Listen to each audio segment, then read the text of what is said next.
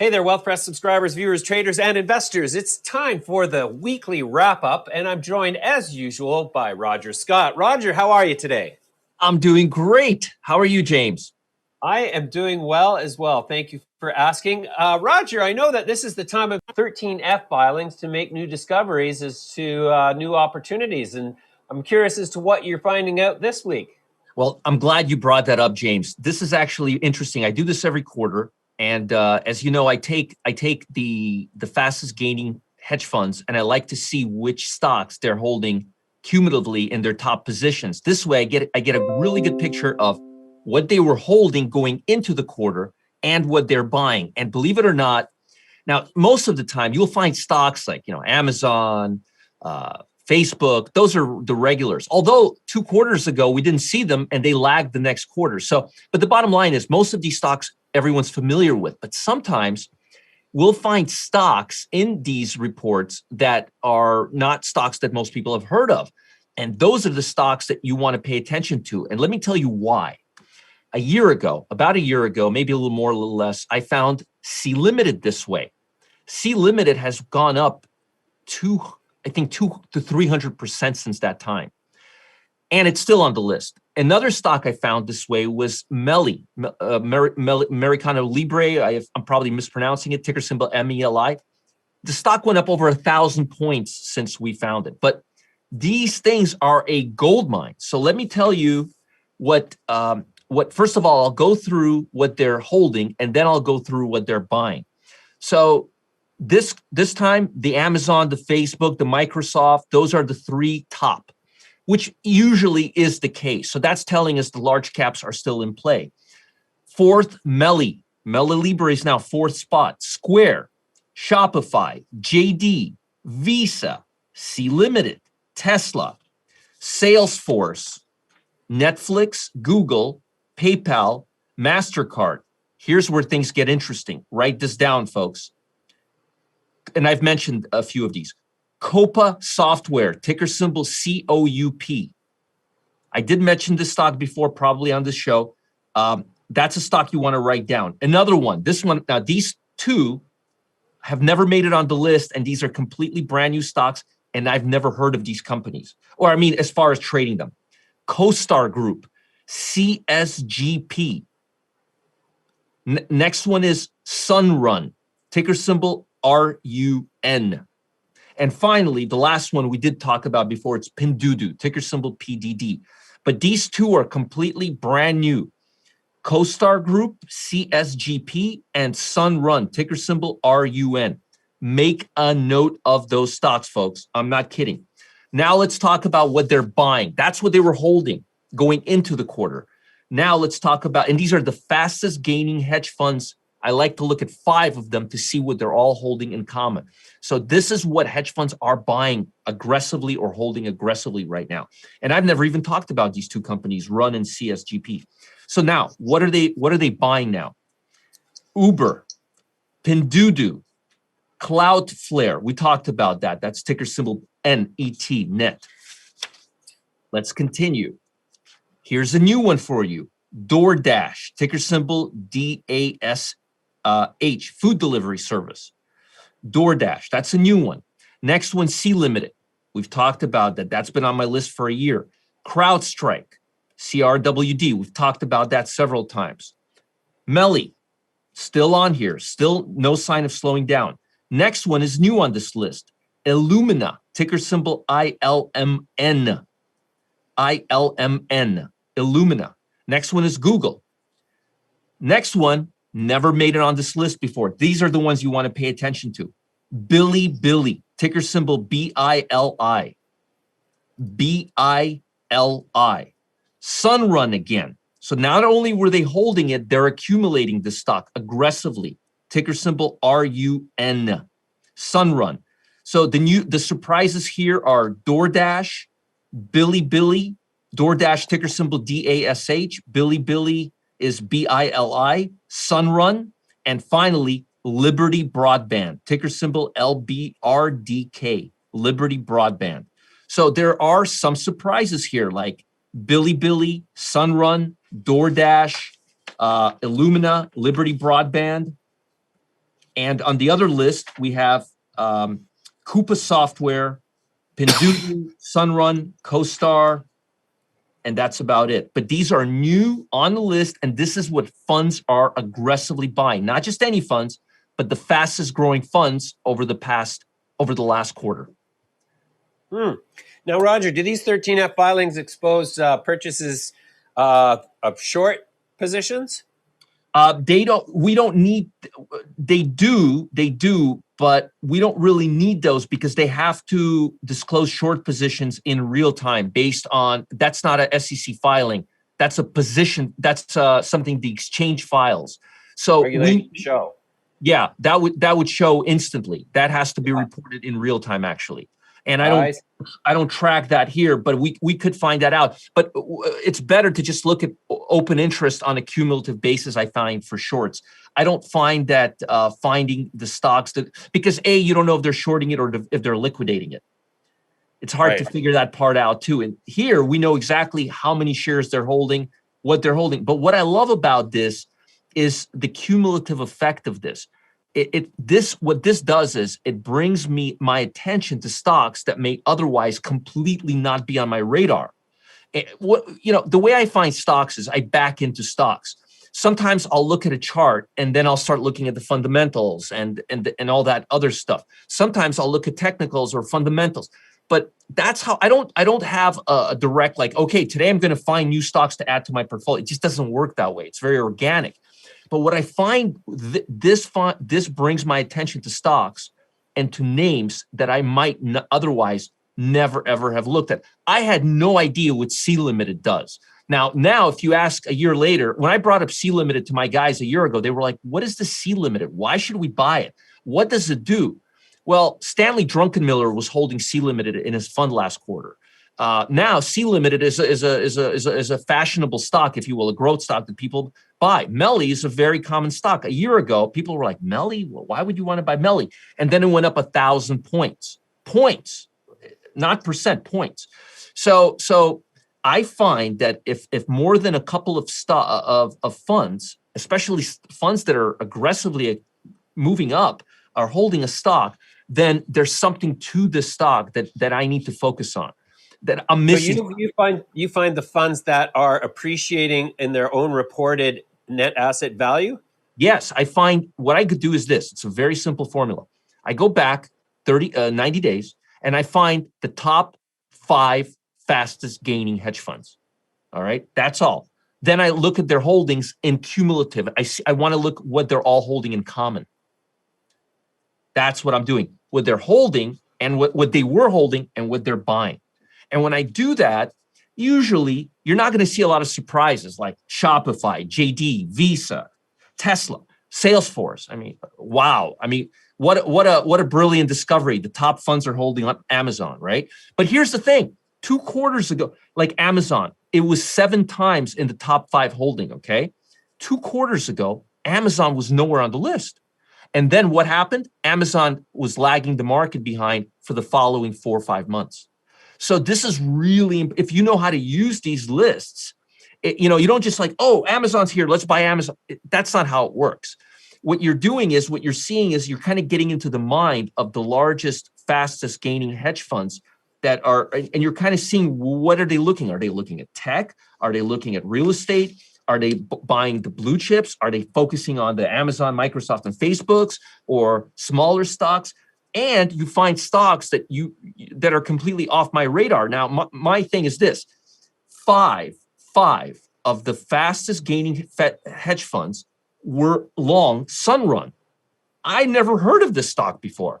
I'm going to want to look into Sunrun. They've got a lot of money in research spending. I'm going to want to get in on this. I want to know what this Billy's doing. 2 of the fastest gaining hedge funds are in the top 5 position are holding this stock. You'll find that a year from now, probably 10 will. But the point is, this is a great way to expose yourself to new names and find stocks that you should be looking at. So you can't really look at this and try to mimic this. That's foolish. But you kind of have to look at it and kind of figure out how to use it. And the way I use it is it backs me into researching stocks. Now, for this weekend, I'm going to be doing a ton of research on Pinduoduo, and that's a stock I've already recommended. That's on my radar. But Sunrun, never. I've named, never came up. CoStar, don't know what they do. So Illumina, I've heard of it, traded it before, but many years ago. Now I'm going to give it another look, and it's confirming that the stocks that I'm looking at, like CrowdStrike, C Limited, Alphabet, are in fact in play. So it kind of gives me a confirmation and exposes me to new names like Liberty Broadband. That's a hot stock right now. I'm going to have to start looking at this stock. So believe it or not, this is a gold mine if you know how to use it the right way. Wow, it sounds intriguing. So what does Sunrun do? It's a solar. They provide solar panels for residential properties, only residential properties, and that's in play right now.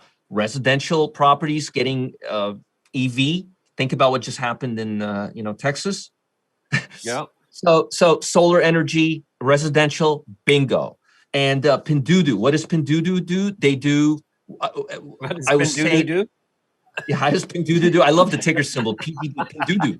And I've mentioned that stock several times. They're a tech company. They're a foreign tech company. And I told everyone this year, if you find something foreign and tech, that's a really good idea. Look at how many stocks on this list. Melli, that's a South American e-commerce site. C Limited, China and tech, cloud.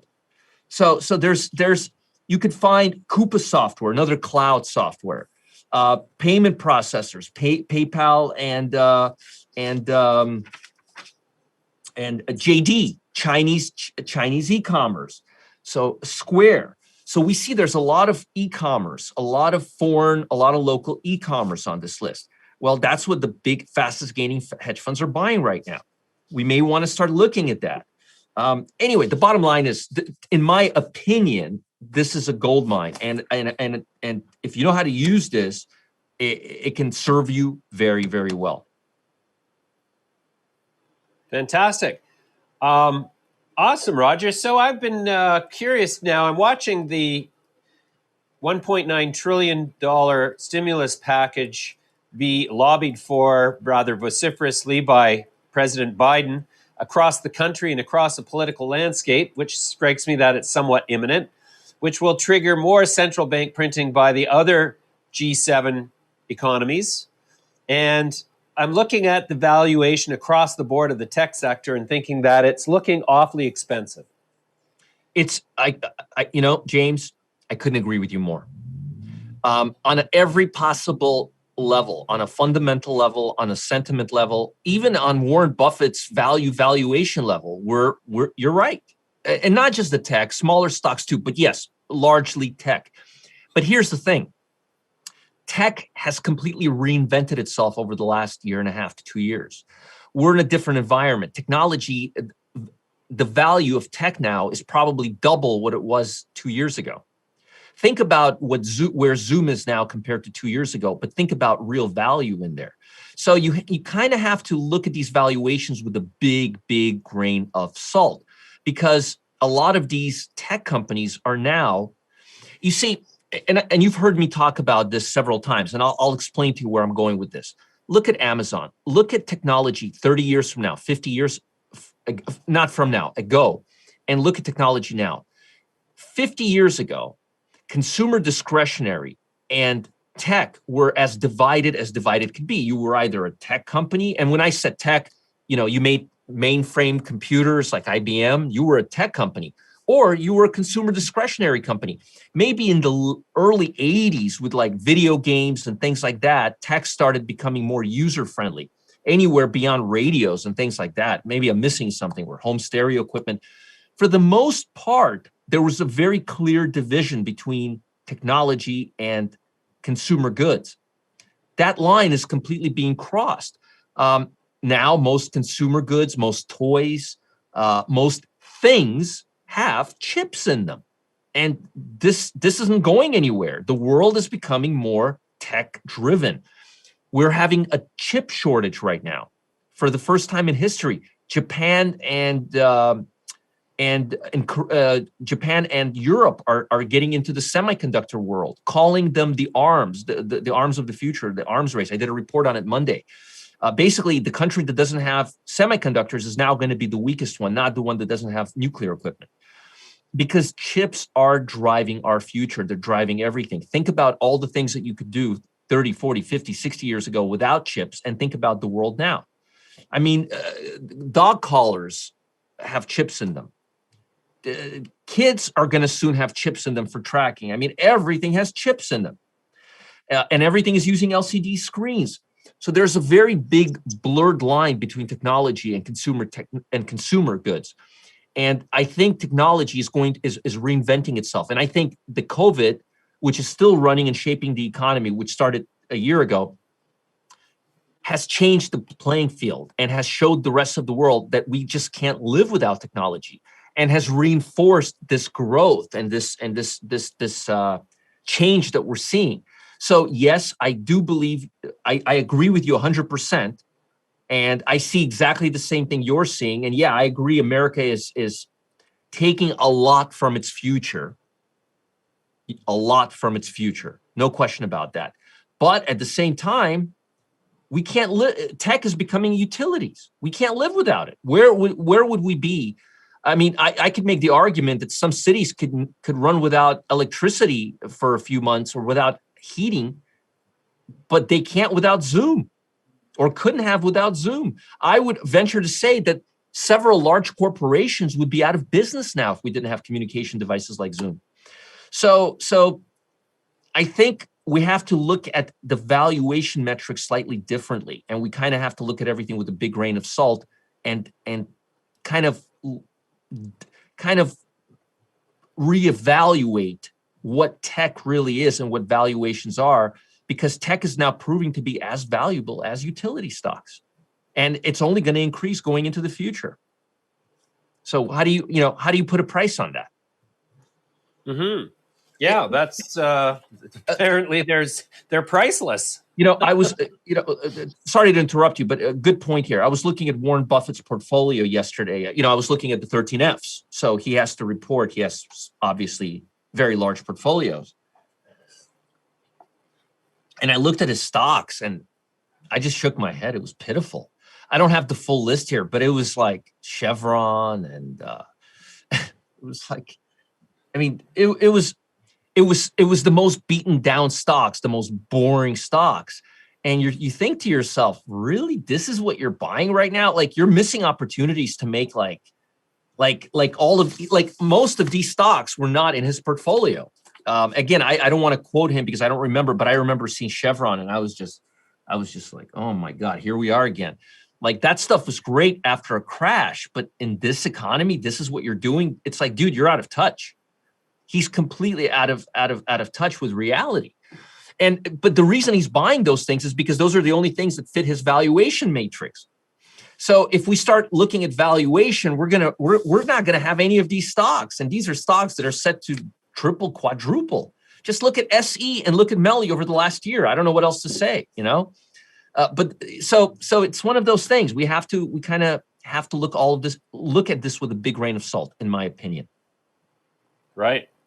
Okay, great. Well, so then is it time for our viewers to be looking at some of those stocks you mentioned? Yes, I don't think of the 13 Fs. Yes, I don't think it's a good time to buy these stocks right now. I think you could find better buying times. I think we should be mindful of the short-term momentum levels, the fact that NASDAQ is overbought. I think waiting till these stocks pull back to their, say, 50-day moving average, maybe 30-day moving average, even a 20-day exponential moving average may be good. I wouldn't be buying these stocks when they're moving parabolically. I would wait for a little pause. And don't look for too big of a pullback because you may not get it. The stocks that pull back the least during the pullback are showing the best relative strength. So you don't want to find the stock that's selling at the biggest discount to fair value. You want to find the stock that's selling at the biggest premium to fair value. Those are the stocks that are going to pull up. And that's a lesson that Warren Buffett still hasn't learned in over 50 years. And that's kind of, he keeps doing the same thing over and over again, and it used to work really well. But the problem is once the market gets above a certain value point, there's just no good deals in his price range. So I'm not a Warren Buffett. I think Warren Buffett's strategy is the best strategy after a market falls out of bed. But till then, we have to be a little more realistic, and we have to be up to speed with what's moving the market now. Sure. All right, let's leave it there for now, Roger. That's a great update as per usual. I'll look forward to seeing you at the roundtable next week. Thank you very much for joining me today.